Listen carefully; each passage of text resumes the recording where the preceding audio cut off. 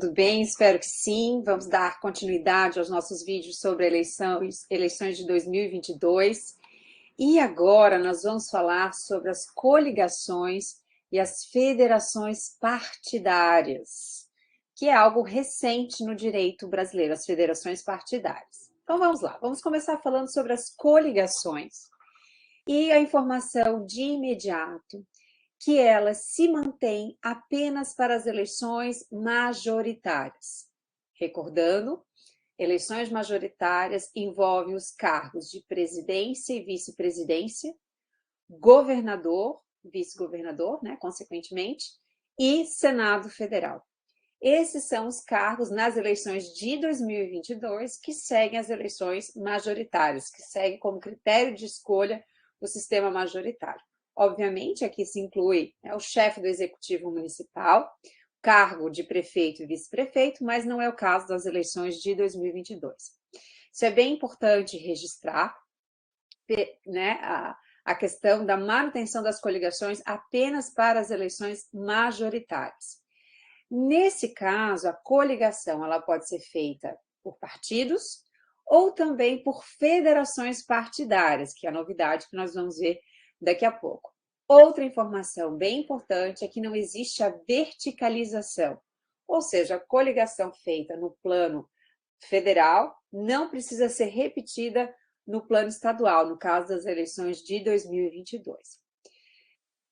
Essa orientação, ela vem juntamente com a emenda constitucional número 97 de 2017, que trouxe uma nova redação para o artigo 17, parágrafo 1º da Constituição.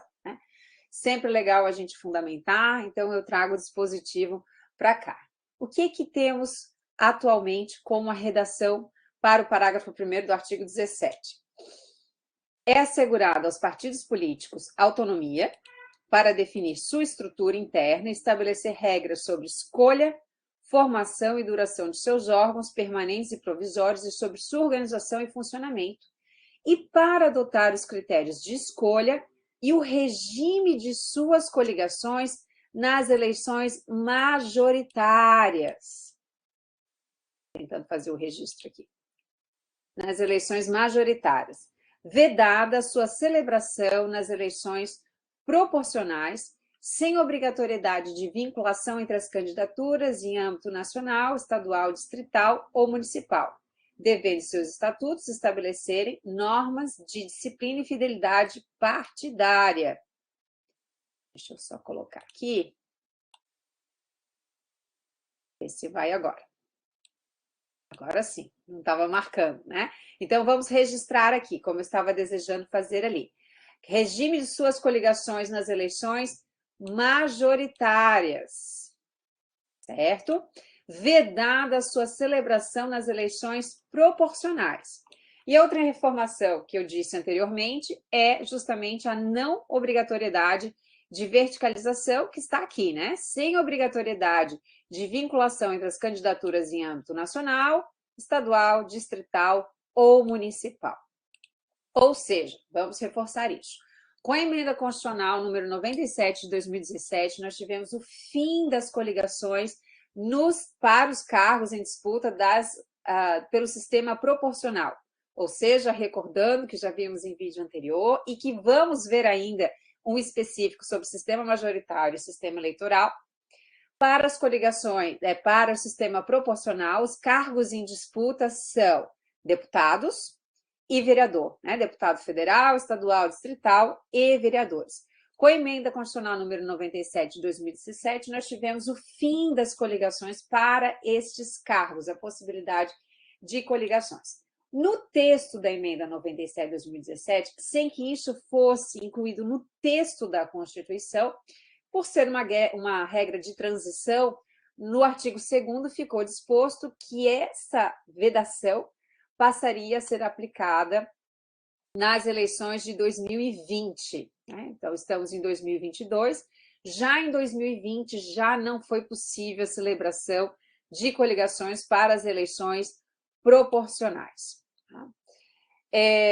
Na lei das eleições, que é a Lei 9.504/97, também foi necessário fazer alterações, em virtude da emenda constitucional que nós acabamos de ver, e tem aqui o registro para também facilitar a visualização e termos por hábito sempre buscar a fundamentação para a regra, né, que é apresentada, a redação anterior e a redação atual, essa com base na emenda, mas que foi trazida pela Lei 14.211 de 2021. Né? Então, antes, previa-se a possibilidade dos partidos políticos, dentro da mesma circunscrição, celebrar coligações para eleição majoritária, também proporcional ou para ambas. E aqui tinha uma regra interessante, né? Que era possível fazer mais de uma coligação para eleição proporcional dentre os partidos que integram a coligação para o pleito majoritário. Né? Então, a possibilidade de uma coligação mais ampla para o majoritário e mais de uma coligação para a disputa dos cargos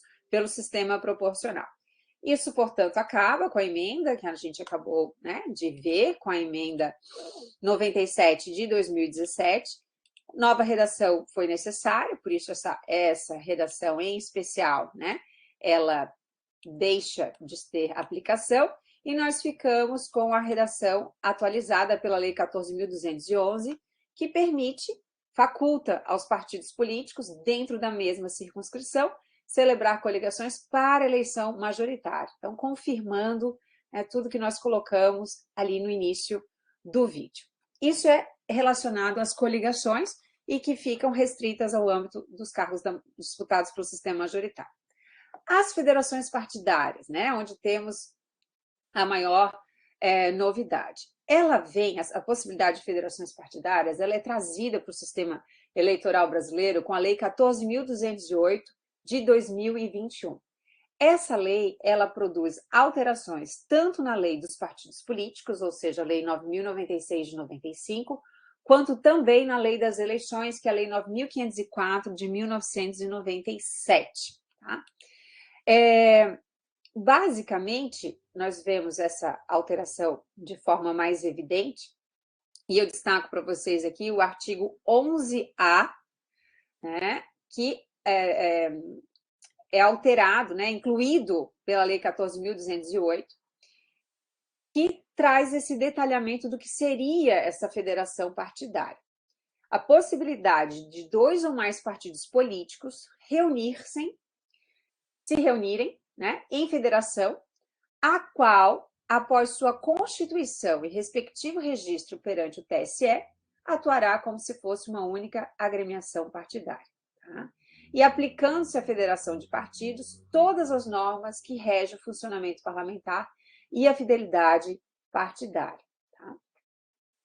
É interessante observar que a Lei 14.208, ela teve veto total da Presidência da República. Eu destaco aqui qual foi a mensagem desse veto, mas, essencialmente, a motivação do veto, né, foi que seria, né, uma forma de trazer, de buscar novamente as coligações partidárias, que seria uma forma de dar um ressurgimento às coligações partidárias, né, que a gente viu que para as eleições proporcionais foram vedadas com a emenda constitucional, né, de 2017, com a emenda 97 de 2017, e que isso também seria uma maneira, né, de ludibriar as ditas cláusulas de barreira ou as regras de desempenho partidário, né, para acesso aos recursos do fundo partidário e a propaganda gratuita no rádio e na televisão. Né? Então, seria uma forma, né, de neutralizar o fim das coligações partidárias. O interessante é que o veto se deu no dia 6 de setembro de 2021. Em 27 de setembro de 2021, esse veto ele foi derrubado pelo Congresso Nacional. Né? Como é interessante recordar, no sistema de freios e contrapesos, e um projeto de lei é um excelente exemplo para nós visualizarmos essa relação entre os poderes. Após, né, o veto pelo presidente da República, é uma das situações em que nós vamos ter a reunião do Congresso Nacional para apreciação desse veto. O dispositivo constitucional que fundamenta esse procedimento está lá no artigo 66, né, que diz preliminarmente que a casa na qual tenha sido concluída a votação enviará o projeto de lei ao presidente da República, que aquiescendo sancionará. Então, essa é a hipótese de sanção. Agora, a possibilidade de veto está no parágrafo 1º.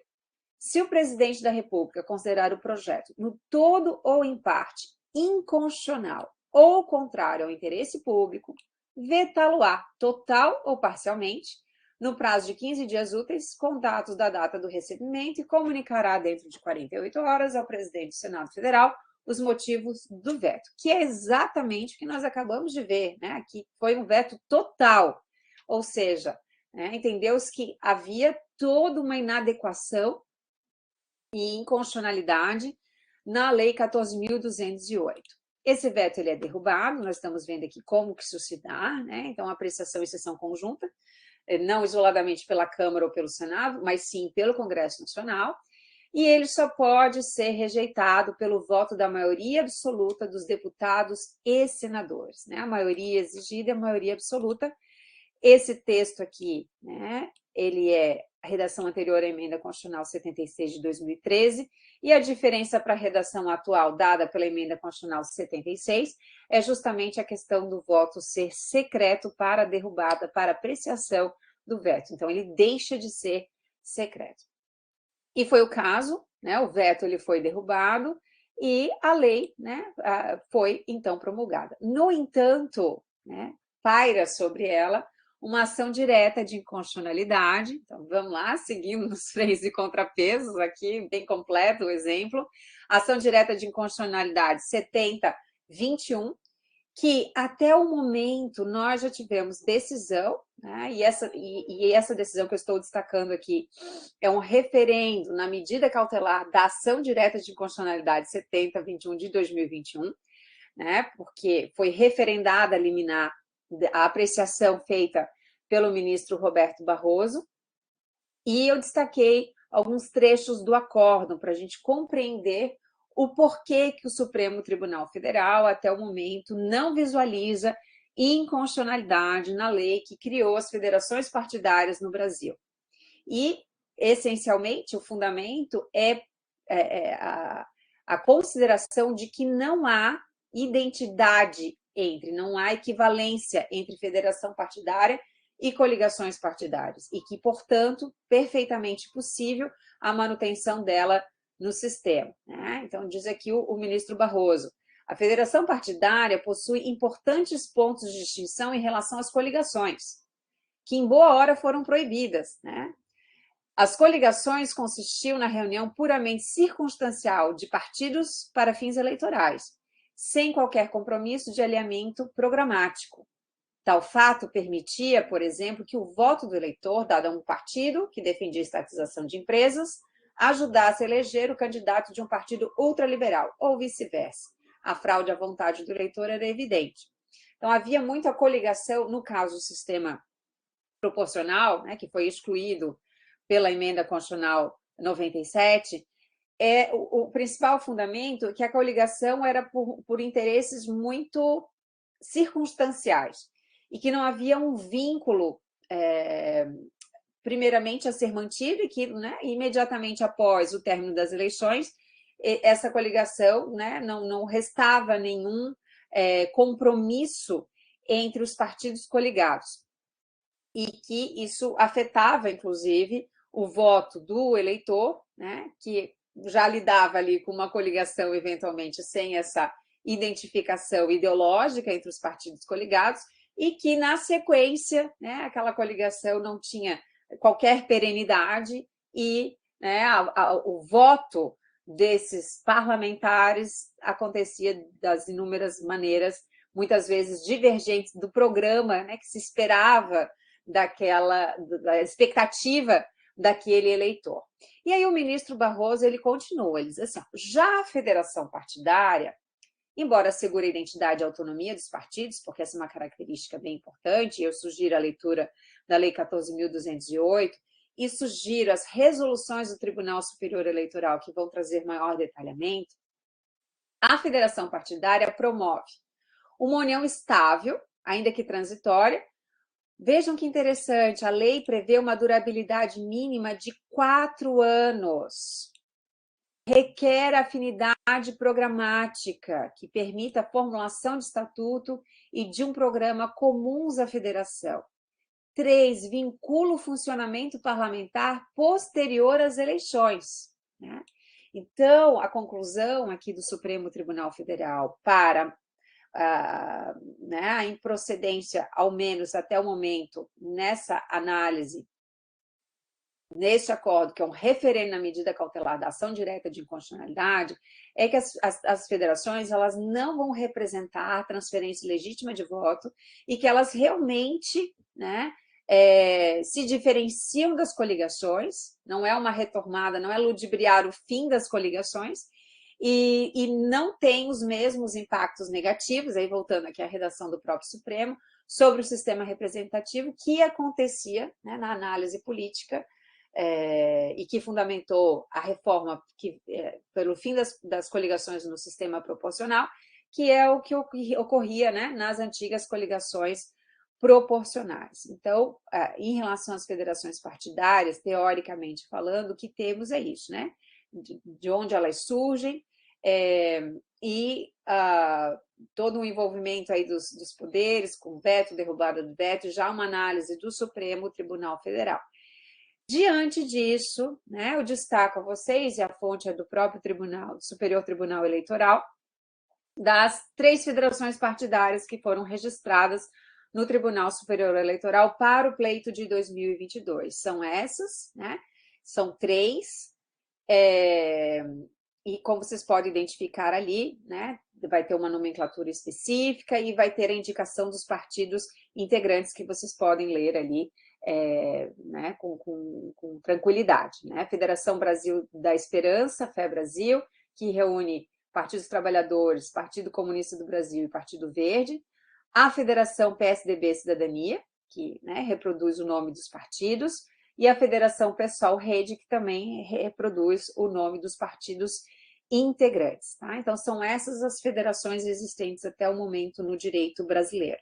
Como dito lá no primeiro slide, no caso dos cargos majoritários, né? Deixa eu voltar lá para a gente reforçar isso aqui. Nas eleições majoritárias, é possível a coligação de partidos e de federações partidárias. Então, fiquem bem à vontade para pesquisar, né, e ver as coligações que foram feitas para os cargos em disputa na nossa eleição de 2022 para os cargos do sistema majoritário. E lembrando que não há verticalização, né? Não há a obrigatoriedade de coincidência entre a coligação realizada para o pleito federal e a coligação realizada para o pleito estadual. Acredito que seja isso, sempre lembrando, né, que estamos à disposição, uma breve introdução sobre o tema, e ficamos à disposição, né, para um maior diálogo, para trocar algumas dúvidas, e após, né, a realização da eleição, fazer uma análise dos dados mais concretos que foram aqui citados na abstração, né, da previsão normativa. Essa é a nossa equipe e seguimos aqui. Muito obrigada.